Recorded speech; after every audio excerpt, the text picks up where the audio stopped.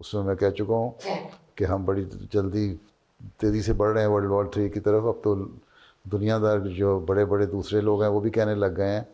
ٹھیک ہے. اور میئرس کے بارے میں تو میں پہلے ہی کہہ چکا ہوں.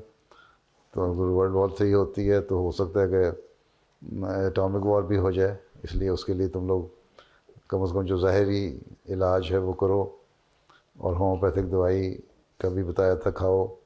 دوسرے ہے کہ کچھ دیر کے لیے اپنے راشن وغیرہ بھی رکھو اپنے پاس ہیں 2-3 مہینے کے لیے. تو جماعتوں کو سرکولر کیا ہوا ہے کہ میئرز لے لیں اور کھانے پینے کا سامان رکھیں. میں نے پچھلے 5-6 سال سے کہہ رہا ہوں.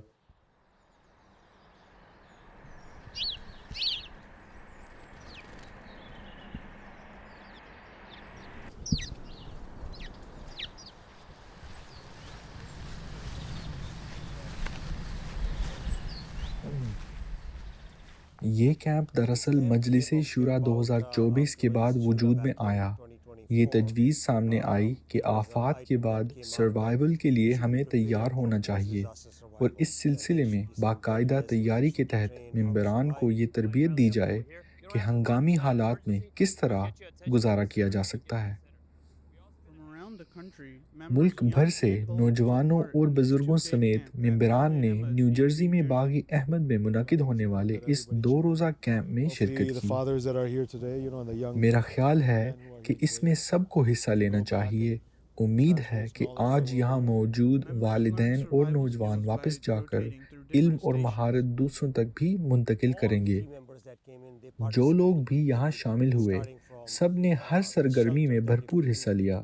ابتدا شیلٹر سے ہوئی کہ اگر کہیں پھنس جائیں تو اپنے ایمرجنسی پیک سے ٹارپ شیلٹر کیسے بنانا ہے, آگ کیسے جلانی ہے, اور بنیادی سروائیول کٹس کے بارے میں بھی سیکھا. پھر ہم کمیونیکیشن والے حصے میں گئے کہ ہیم ریڈیو کیا کر سکتا ہے. یہ کافی رینڈم ہوتا ہے, اس لیے آپ ڈائل گھماتے رہیں یہاں تک کہ کسی کی بات سنائی دینے لگے. پھر بیسک میڈیکل ٹریننگ بھی ہوئی کہ خون بہنے کی صورت میں اسے کیسے روکا جائے اور ایسی صورتحال میں کس طرح سروائیو کیا جائے. آپ پہلے زخم کے درمیان میں لگائیں گے, پھر اگلا اسی کے درمیان میں, اور پھر اسی کے درمیان میں, یعنی آگے اسی طرح بڑھتے جائیں گے. آہستہ آہستہ زخم بند ہو جائے گا.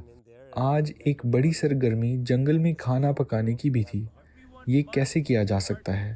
ہم کچھ مرغیاں لائے اور سب کو یہ پریکٹس کروائی کہ شکار کرنا ہو یا حصول خوراک کے لیے کوئی اور صورت پیدا ہو تو اس کا کیا طریقہ ہے. مرغی ذبح کرنا ایک سرپرائز سرگرمی تھی. ہمیں یقین نہیں تھا کہ اس کو کس طرح سمجھا جائے گا, لیکن سب خوش تھے اور سب نے اسے پسند کیا. بہت سے لوگوں نے یہ کام پہلے کبھی نہیں کیا تھا, تو اس لیے سب کو یہ سرگرمی بہت اچھی لگی. جیسے جیسے دن اختتام کی طرف بڑھا, خیمے لگائے گئے اور آگ روشن کی گئی. ہم نے خیمہ کھولا, نیچے والا حصہ یعنی فرش والا سیدھا کیا اور اچھی طرح پھیلا دیا. پھر چاروں کونوں کو کھینچا اور دیکھا کہ خیمہ کتنا بڑا ہے. اس کے بعد چاروں کونوں کو ہم نے نیچے لگا دیا. یہ کیمپ جامع سرگرمیوں پر مشتمل تھا, جس کا مقصد شرکاء کو کسی بھی ہنگامی صورتحال کے لیے تعلیم, تربیت اور عملی تیاری فراہم کرنا تھا. اللہ تعالیٰ کرے کہ تمام شرکاء اس کیمپ سے بھرپور فائدہ اٹھائیں. آمین. عمر فاروق, MTA انٹرنیشنل, امریکہ اسٹوڈیوز.